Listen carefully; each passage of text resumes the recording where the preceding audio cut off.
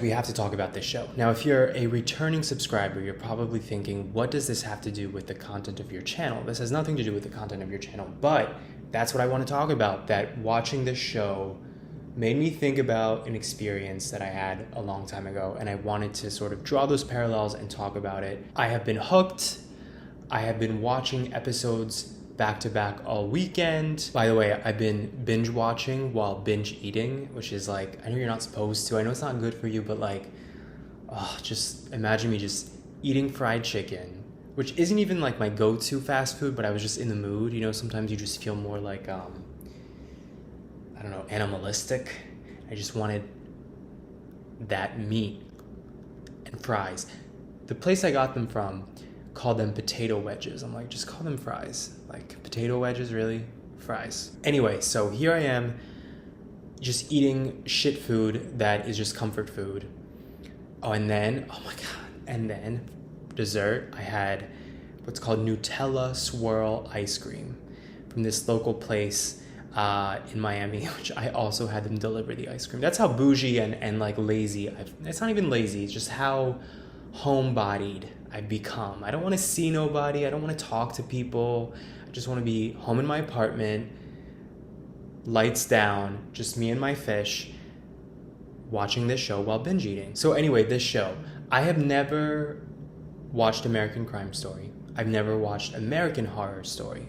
Obviously, I've heard of these like mini series that like the different editions they had, right? Like every season they have a different theme.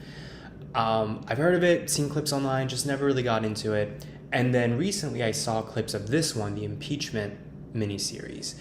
And I was like, you know what, I should check this out. And I've been hooked. I think it's because, A, this really happened. This was a real thing that happened.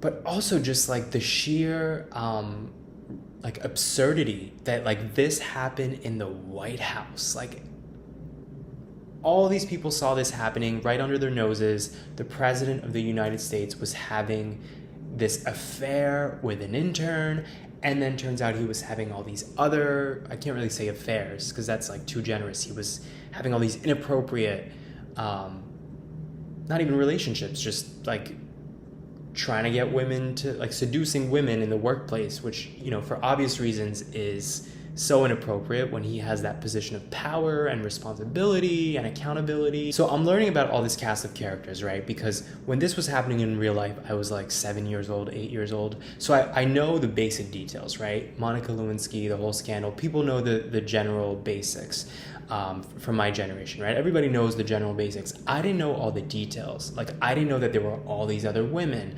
I didn't know that Bill Clinton was like such a sleaze, like such a manipulative liar, and that Hillary Clinton was helping him cover this shit up, and like, I didn't know the depth of it. So from that angle, this show is fascinating. I highly recommend it. What I did not expect to have happen while watching this was how it affected me personally. While I was watching this show, I found myself getting anxious, observing the dynamic between Monica Lewinsky and Bill Clinton, and that like power dynamic and power imbalance, and her becoming increasingly like neurotic and desperate and emotional about it. And it's because it reminded me, there were a lot of parallels with my situation when I was 21 years old. And I've talked about this before on this channel once or twice. I was involved with a guy who was in his 40s, and totally different situation. He was not a politician. He did not have some important societal role like being the president. He also, I never knew that he was partnered. I found out over a year after being emotionally invested in this dynamic with him. That long had passed before I found out he had a partner in another state, which ironically was Washington, D.C.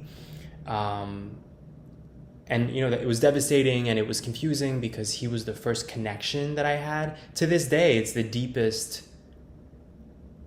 connection I've had with a man in terms of like dating.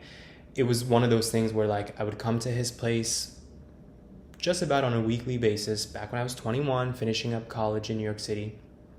And it wasn't even like a sexual, sometimes that was part of it, but that wasn't even like the crux of it. I would come over and we would just like drink wine and watch the news together and fall asleep. Like it was a friendship with romantic undertones, and there was something about it too that was very much like a mentorship dynamic where he was much older, so naturally there was like an admiration for him, and he was very nurturing. And in the beginning it was beautiful for me. Like it filled some void in a positive way. But of course, eventually it became something toxic once I found out that he had a partner in another state, and typical thing that I also saw here with the Bill Clinton Monica Lewinsky situation, where he would be manipulative, right, and sort of give distance when he felt like it was getting too close for comfort. And then when he would want, I guess, that validation, he would come back, swing back in and get attention that I, of course, gave to him. So watching this unfold and knowing it's a true story was like kind of triggering for me, because it put me back in that position. Like it put me back in my 21-year-old self shoes, that feeling of confusion and at times desperation of like, does this person really care about me? Like, what's going on? What is he really thinking?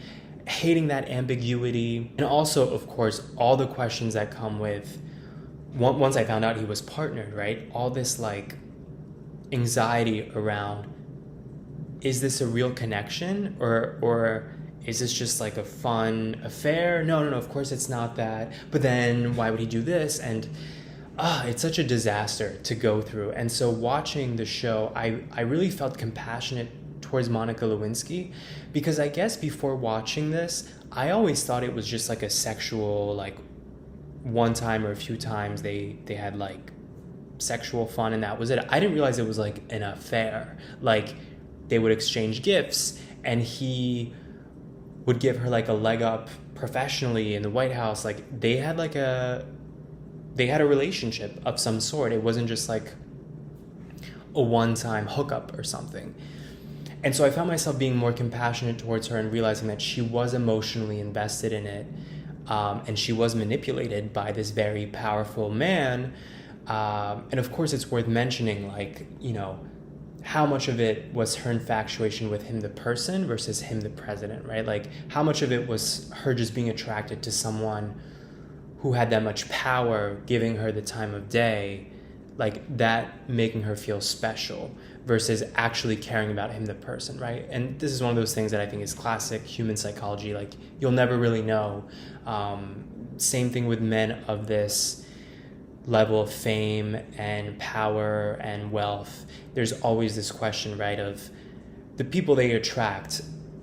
Are those people really interested in the person and the character of the person, or are they attracted to the hoopla around them? So watching the show, I saw certain like similarities in terms of behavior and also just this phenomenon of men who will just say anything to appease the person and to just like make things go smoothly and just to spout stuff that they don't even mean to cover their own asses and also just to get what they want, but then like weeks later to act as though those words were never uttered.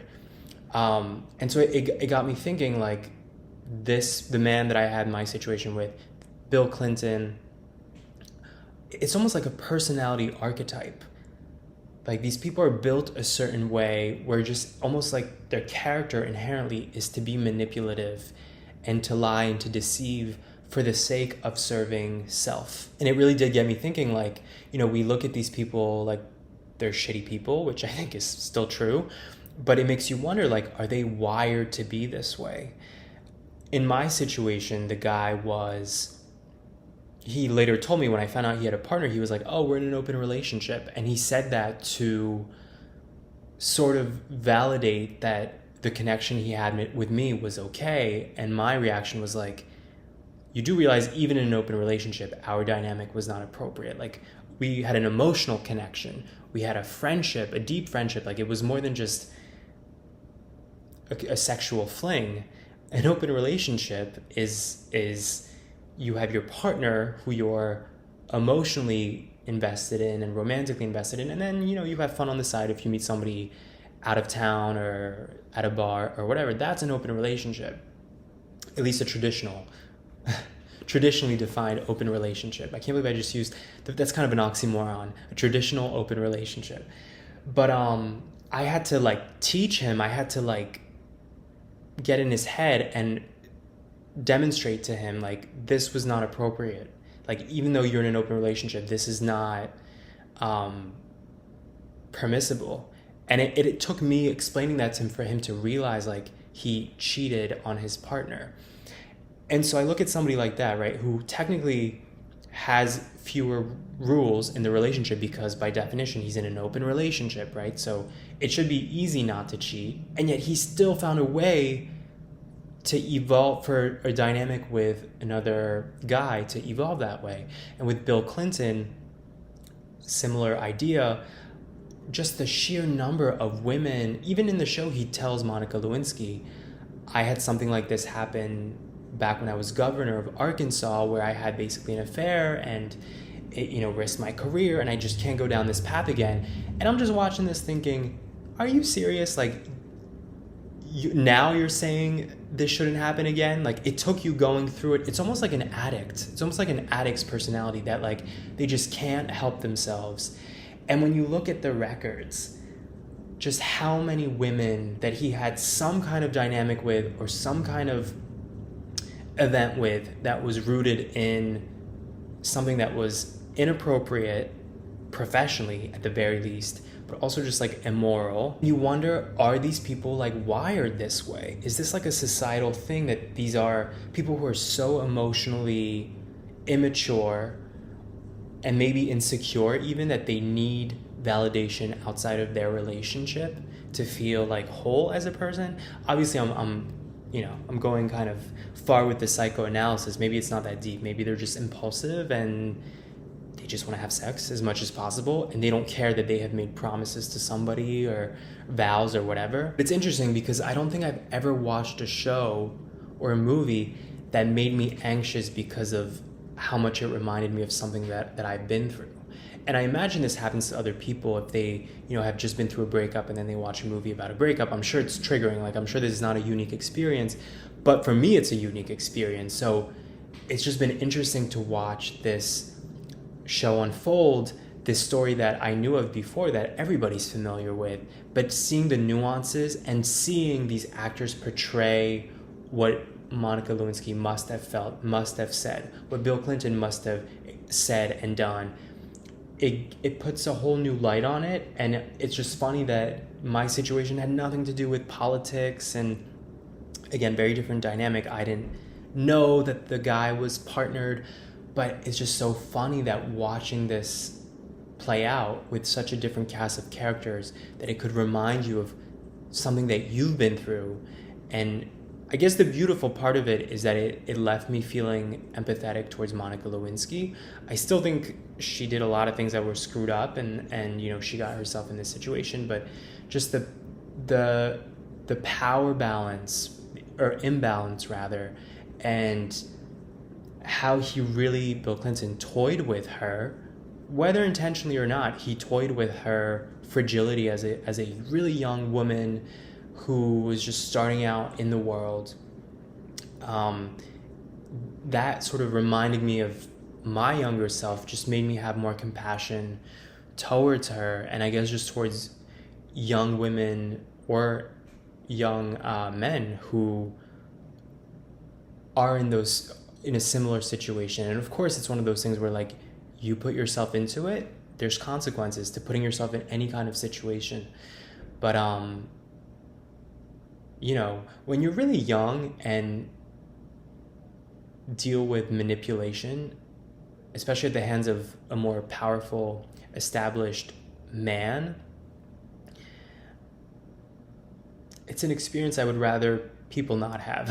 I would rather have not experienced that. I think what's really difficult about it is that it's not just the disillusionment or the disappointment of this romantic connection isn't what you thought it was and this person isn't who you thought they were. But also when it's somebody that there's like a mentorship or almost like a nurturing paternal relationship with, that's like an extra angle that's very complicated and just adds yet another level of heartbreak and like what felt like betrayal, to be honest. It's another level of betrayal from somebody you cared about and somebody you trusted. So coming from that perspective, I'm finding myself judging everybody on the show. First off, all of them have culpability. Every person on the show is just like not a likable person. But I do find myself having a soft spot for Monica Lewinsky, just thinking about those parallels between what she must have gone through based on how it's portrayed on the show and my situation. Have any of you guys been watching this? And if so, what are your thoughts on all this?